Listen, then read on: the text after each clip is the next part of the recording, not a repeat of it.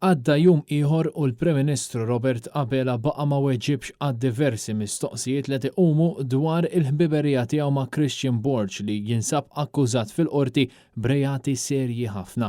Dan kif fl-aħħar 24 siegħa komplew joħorġu aktar dettalji dwar l-involviment ta' uffiċjali tal-Leża u Transport Malta flimkien ma' Christian Borch, racket li ilu għaddej sa mill-2014. Dan apparti li jeżistu recordings li issa jinsabu għand il-Pulizija. L-ewwel darba li feċ l-isem ta' Christian Borch, il-Prim Ministru inqabad fuq siq waħda u kellu jammetti r-rabta tiegħu miegħu. Jiena kont fil-passat l-avukat ta' Christian Borch, kelli konvenju se parti minn konvenju ta' proprjetà u kien ġie ċedut favur waħda mill-kumpaniji tiegħu. Huwa minn hawn lid-dinja illi sar profitt. U minn dan il-punt il-qudiem Abela baqa' jaħrab lill-ġurnalisti. Tista' tgħidli kemm ħażmien bejn il-konvenju u trasferiment? Prim Ministru kemm tiswa l-proprjetà? Prim Ministru għalfejn taħrab milli tweġibni. Ġie mistoqsijiet sempliċi din saqsik ta' Prim Ministru. Għalfejn tibża tweġibni. Issa, il-pressjoni fuq il-Prim Ministru li fl-aħħar sigħat telaq minn Malta komplet tikber hekk kif kienu żvelati aktar dettalji xokkanti dwar ir-rabtiet tiegħu ma' Christian Borch. Naf li r-riċerka l-verità li tikxef l-anqbut tal-mafja f'Malta għandha prezz. Fil-Parlament, id-Deputat Nazzjonalista Jason Azzopardi żvela li membri tal-familja tal-Prim Ministru kienu qed jużaw karozza rreġistrata fuq isem Christian Borch.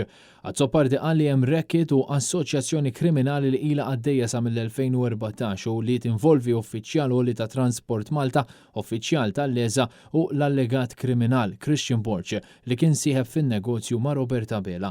Fil-fatt, din l-aħħar allegazzjoni serja hija dwar numru kbir ta' karozzi tal-kieri tal-kumpanija Gold Car tal-ħabib ta' Robert Abela, Christian Borch, li jinħafrulu madwar 3 miljun euro f'multi minn Transport Malta. Jidher li dawn il-multi tħallsu mill-persuni li krew il-karozzi bittir li jitħallsu lil Transport Malta u li iżda inżammu minn Christian Borch għaliex inħafrulu. Il-bira war l-ofsinar ġi fil-pussess tal-FCID recording li allegatament sar minn mobile ta' impjegat ta' Christian Borch fejn fih jinstema' Christian Borch jgħid dan il-kliem jew simili nikkwota u toqgħodx tinkwieta għax hemm il-Bobby warajna. Close quote. Issa min huwa dan il-Bobby jgħidulna l-FCID. Dawn huma kollha allegazzjonijiet serji fil-konfront tal-ħabib u klijent tal-Prim Ministru li bħalissa jinsab f'paniku biex jeħles minn din l-istorja li qed tiġri warajh. Prim Ministru li kif ikkonfermalna hu stess qatt ma għamel due diligence fuq Christian Borch biex isir jaf kif f'temp ta' 6 snin xtara diversi proprjetajiet li jiswew iktar minn miljun euro mingħajr self mill-bank u meta kien għandu madwar 25 sena. Robert Abela iġib l-iskuża li due diligence kellu jsir minn notar.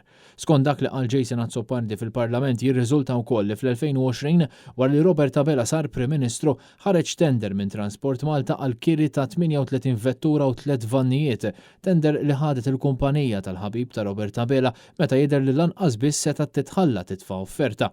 Id-deputat tal-Partit Nazzjonalista qal ukoll li mhux tab xejn li l-Prim Ministru kien kontra tnax l-abbozz ta' liġi li preżenta l-Partit Nazzjonalista, abbozz li kien jagħti poter lil qorti kriminali biex toħroġ ordni ta' friżar jekk kriminali jew politiku ma jkollux spjegazzjoni dwar kif ikun akkwista proprjetà li tkun tiswa ħafna flus.